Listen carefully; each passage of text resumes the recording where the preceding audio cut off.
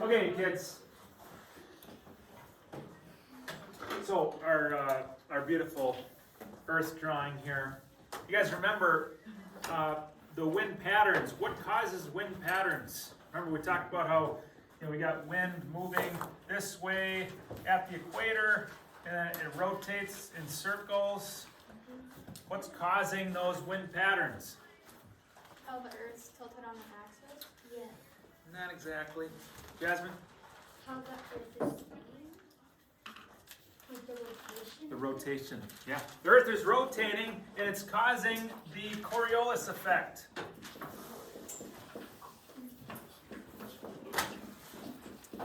Okay, that is what is causing wind to trend. Remember we did that research. We looked at all the different directions the wind was blowing in different parts of the planet on once every month. You guys remember that? What direction was our wind coming from here in Wisconsin? From the west. From the west. So up here, wind is moving from the west. Okay, so if we have weather happening in Minneapolis, what can we expect? Let's say it's you got a blizzard in Minneapolis. What can we expect here?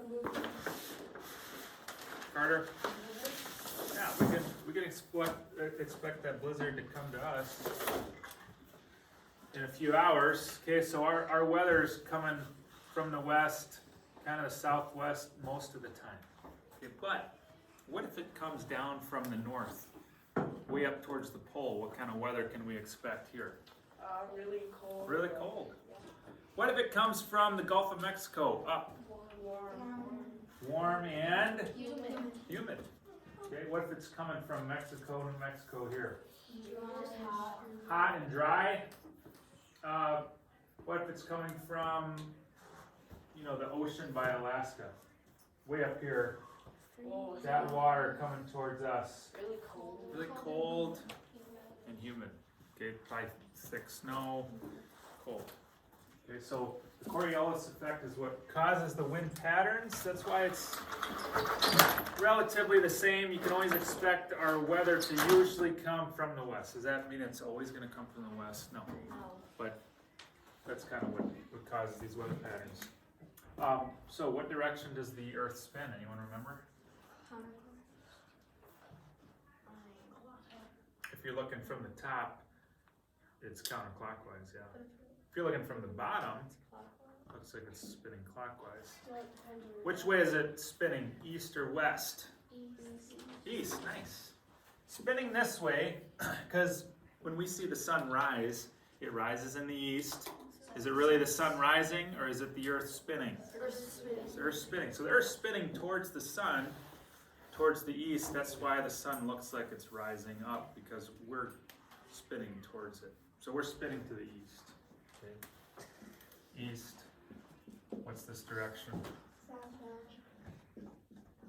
Over here.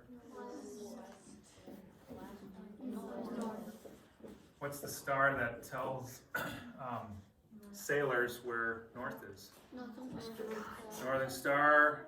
North Star, yeah, the North Star. Anyone know the other name for it?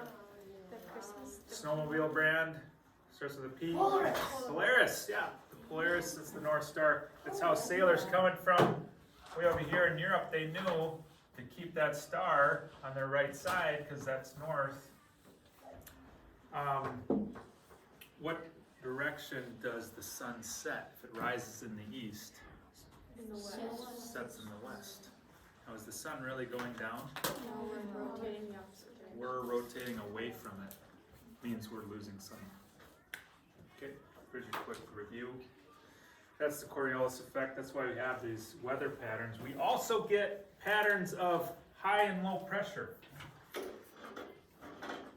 We get high and low pressure. So if we've got air moving this way on the surface, it can also create patterns of air moving up and back down in the same pattern of a circular pattern. It can go up and down in certain places. Okay, so if air is moving down towards the Earth, is that going to be high or low pressure? If something's if we got air pushing down? High pressure. High pressure, it's a lot of pressure coming down. We remember air, is it energy or matter? It's a bunch of gas, particles, it's matter, right? Does it have weight? Yeah, even though it's really light, it has weight, it takes up space. We did that experiment with the crumpled up paper in the water in the cup. Was the paper getting wet? No. No, because that air was taking up that space, so the water couldn't fill it in, okay? So if you have air coming down, that's gonna be high pressure. Can't really see that marker, can you? Okay, high pressure, if that air is moving towards the planet. If the air is moving away from the surface, it's moving up.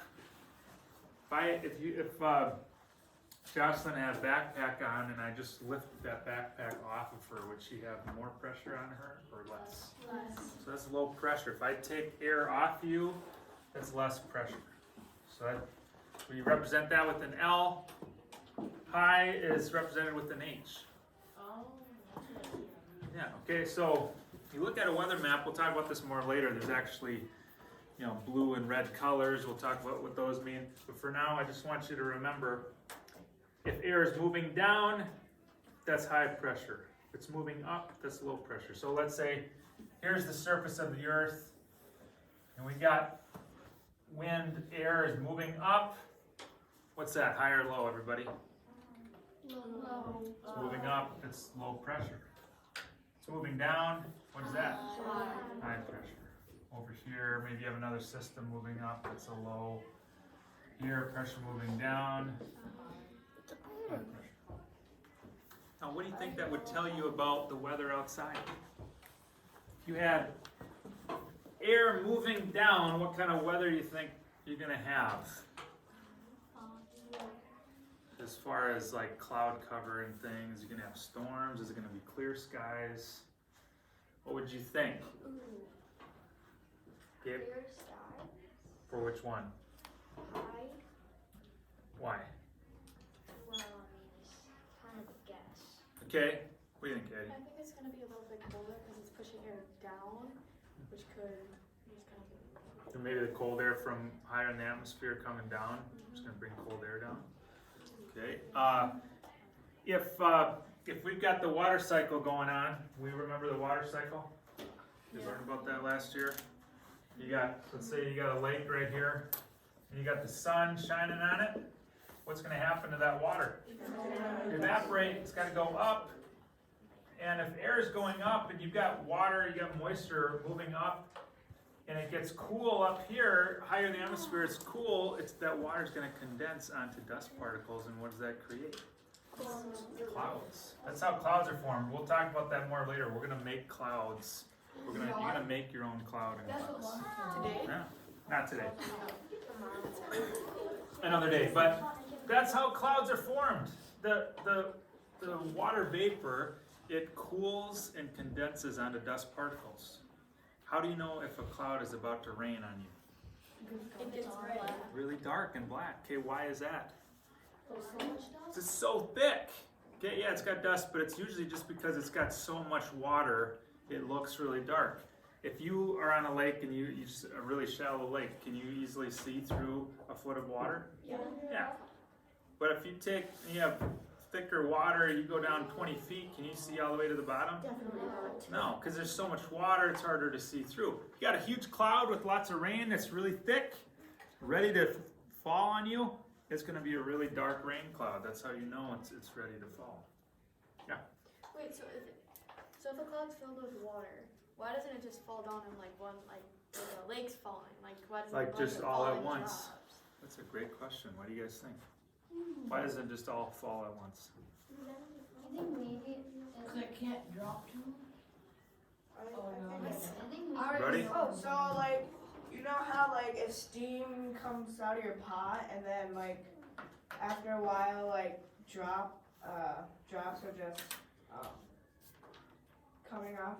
Well, what I mean is like it's not all at once. It's still forming and then.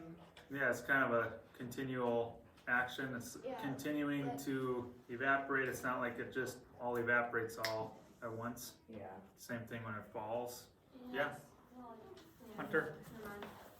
I was gonna say, since like either the water drops are like spread out differently in the clouds, or like some spots of the cloud is like thicker so it doesn't fall as fast. Some of them are thicker and heavier that are, they're ready to fall, where some of the other droplets might not be thick enough yet.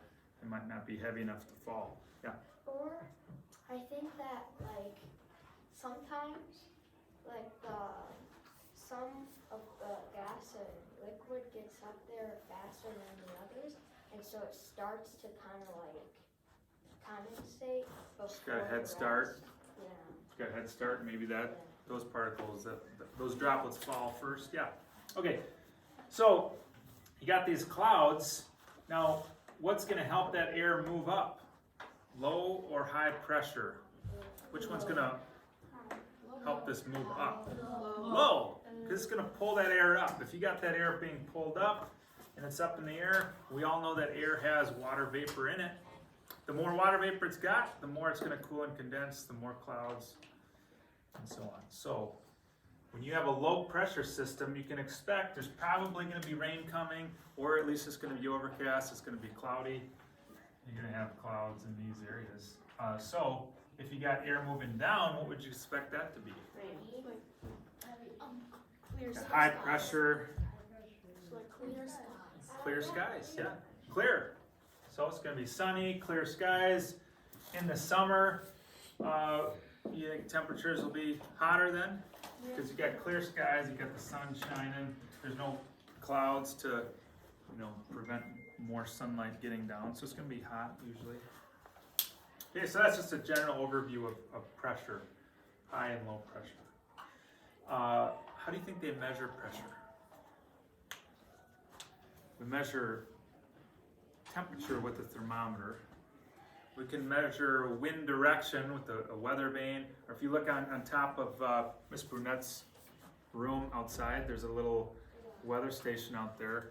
And you got a little thing on a stand. It's like a little wheel with little half cups on the outside, and the wind will blow that around, and that'll measure the speed, the wind speed. How can you measure pressure coming down? A pressure gauge. Pressure gauge, it's called a barometer. So we measure pressure with barometric pressure, okay? So a barometer, barometer, it just means it's measuring the barometric pressure. Speedometer on your car, what does a speedometer measure? Speed, miles per hour. So speedometer, right? It's measuring speed. This is barometer. It's measuring the barometric pressure. So the higher the pressure, the more air is coming down. Anyone ever been in an airplane or you're driving up a big hill? What happens to your sinuses and your ears and all that? Or if you go when they pop, like when I go over the bridge into Duluth, my ears go. Yeah.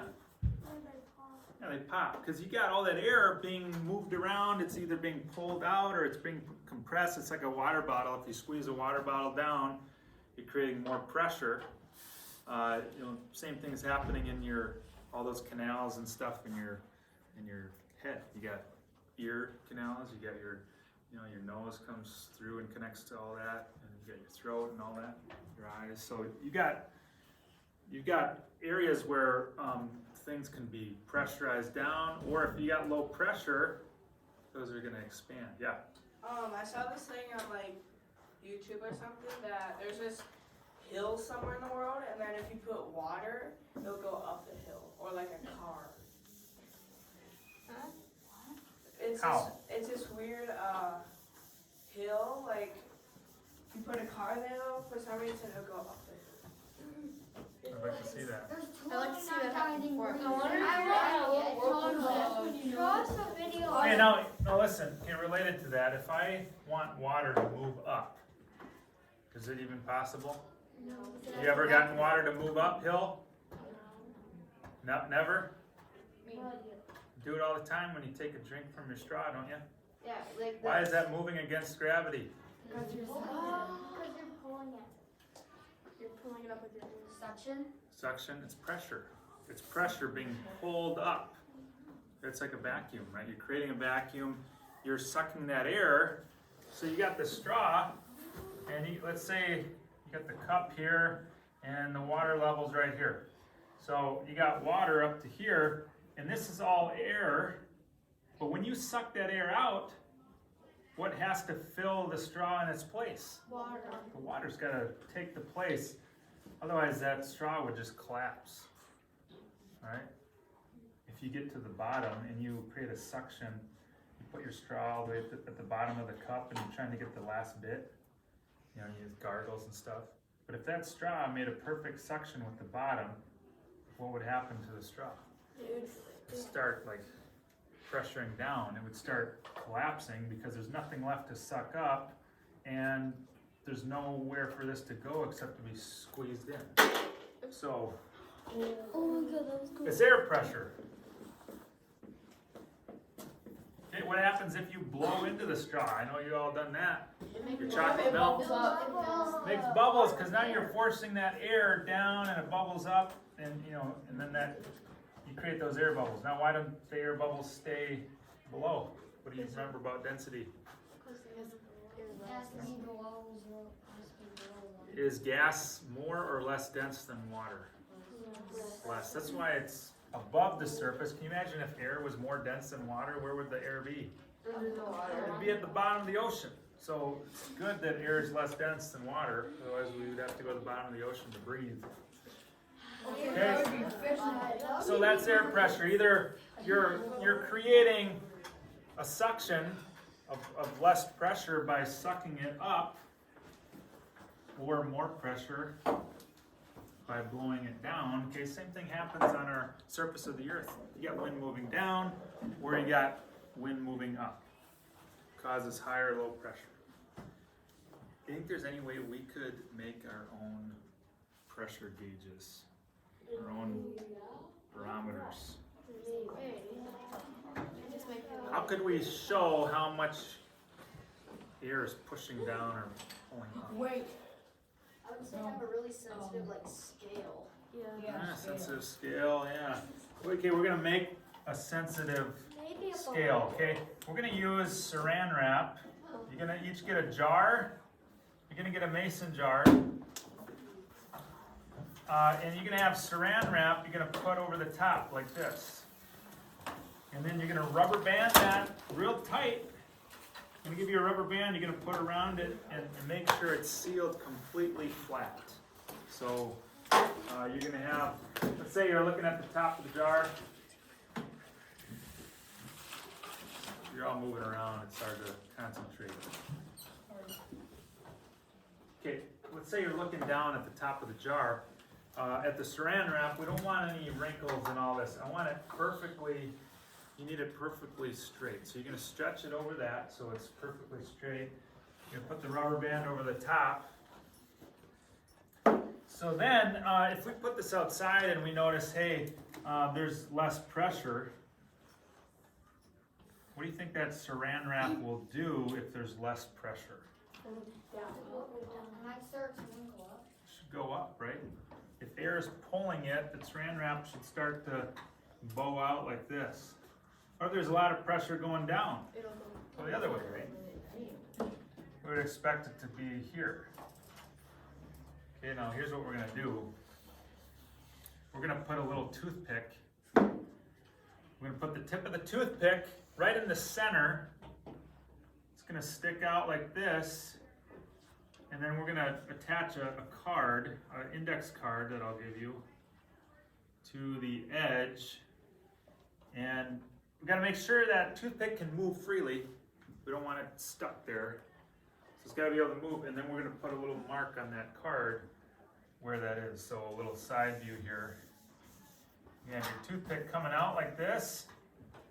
And then behind that, you're gonna have your index card wrapped around the jar. It's gonna come out like this. Now, when you're in here, you're gonna make a little mark where that is. Then when you go outside, you're gonna compare the pressure outside to the pressure in here. Do you think it'll change? We'll see. If this toothpick in the center gets pulled down, what's this side of the toothpick gonna do? It's gonna go up like a teeter-totter, right? Mark. This is down. This is gonna go up. That means high pressure, right? If it goes up like this, toothpick's gonna go down on the other end. That means that's a low pressure. And you can mark that when you see the new spot. So we'll use just a little piece of Scotch tape right here in the center. I'll hand that out. You're gonna use masking tape on the side of the card to get the card to stick. Okay, and that's really all it is. You're gonna put your name on it so we know whose is whose. Tape here. Some masking tape, stronger tape to keep the card on. You might need to tape it in a couple places. This is important here, right here. Make sure that spot is not touching quite. Make sure there's just a little millimeter of space, because if your toothpick can't move freely, is that going to be an accurate measurement? No. So you don't want it jammed in there. Another thing is, if your card is, let's say your card, here's your jar, and your card is tilted like this, and you have your toothpick like that, is it going to be able to go down? No, because it's wedged on that card. It'll be able to go up, but it won't be able to go down. So make sure that that index card should be straight up and down. Any questions on that? We'll help each other out. You're all each going to get your own individual jar, individual supplies, but if you have questions, you can help each other. Yeah. Okay, so the card's gonna go like, the card's like right here, so the card's gonna go around it, not Yep. like straight up. It's going to wrap around it. It's going to be vertical like this. I'll help you out too. I'll show you an example. Okay. All right, let's get started. What's your hypothesis? Okay, so your jar, okay, look at this. See how flat that is? There's no wrinkles whatsoever. I can see right through that. Sealed really tight. You can even put your finger around the rim to make sure it's sealed. And then when you're done with that, you can double the rubber band. Double it up. Okay, then you're just going to take a little piece of Scotch tape, just barely enough to keep this toothpick on. You take the toothpick, you take the end of it, and you put the toothpick halfway on the piece of tape, just like that. And then I'm just going to put this tip right in the center, as close as I can get. Just going to gently put it on. That's it. So it should be able to just sit just like that. Okay, and then I take my index card and I'm going to wrap it around. I don't have my index card.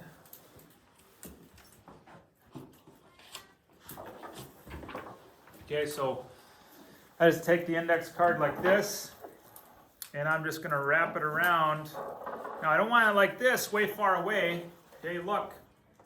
I want to tape this here, and then I'm going to tape it again so that it's almost touching but not quite touching that toothpick. Right there. Okay. And then I can make a mark where it's at in the room, and then when I go outside, I'll see if it changes. Any questions on that?